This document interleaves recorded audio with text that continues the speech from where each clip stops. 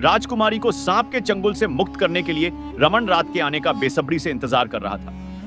पूरी तैयारी के साथ हाथ में धारदार तलवार लिए वह राजकुमारी की ओर निगाहें गड़ाए कुछ दूरी पर बैठा था।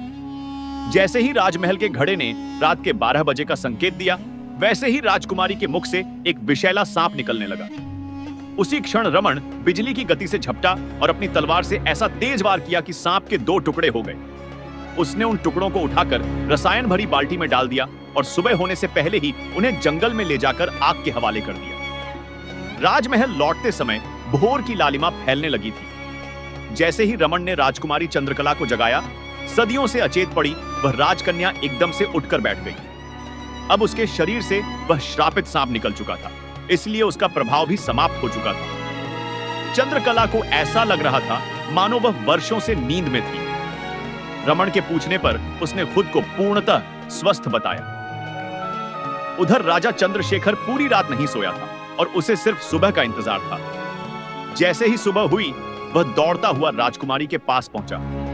अपनी बेटी को स्वस्थ देख उसकी आंखों में आंसू भर आए। राजा ने हृदय से रमन को धन्यवाद दिया और अपनी शर्त के अनुसार चंद्रकला का विवाह रमन से कर दिया। राजा ने जब रमन को अपना आधा राज्य देने का प्रस्ताव रखा, तो रमन ने एक सच्चे ब्राह्मण और त्यागी पुरुष की तरह राज्य लेने से साफ मना कर दिया। ऐसा स्वाभिमानी दामाद पाकर राजा अत्यंत प्रसन्न हुआ और बहुत सारा धन और आशीर्वाद देकर अपनी बेटी को विदा कर दिया। जब राजकुमारी चंद्रकला अपने पति रमन के साथ उज्जैन पहुंची, तो वहां पूरे परिवार ने उनका हार्दिक स्वागत किया।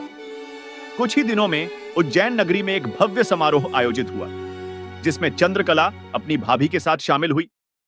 मेला अपने चरम पर था जब अचानक आकाश में एक भयानक काला बादल छा गया। एक भयंकर गर्जना के साथ डंबिकासुर नामक राक्षस ने नगर पर आक्रमण कर दिया। उसकी भयानक आकृति और विकराल रूप देखकर नगरवासी इधर-उधर भागने लगे।